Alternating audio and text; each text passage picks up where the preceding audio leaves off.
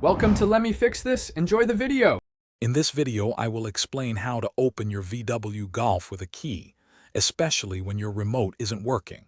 First, find the small, hidden metal key blade within your remote fob. This is your essential tool. Next, carefully insert this key blade into the driver's side door lock cylinder.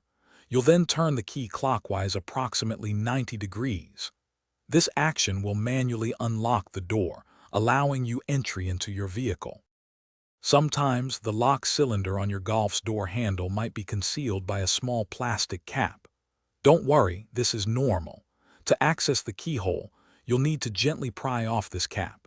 You can use a small flathead screwdriver or even the metal key blade itself to carefully lift it away.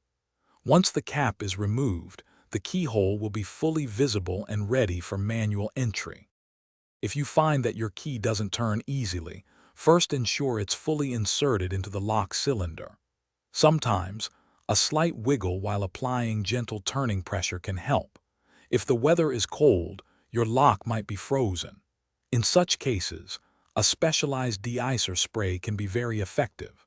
Apply a small amount directly into the keyhole and wait a few moments before trying again to turn the key.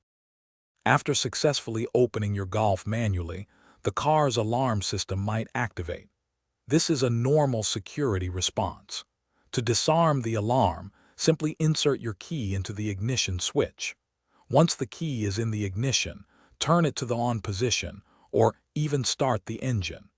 This action will typically silence the alarm and fully reset your vehicle's security system, allowing you to proceed with your journey. Thanks for watching. If you found this helpful, don't forget to like and subscribe.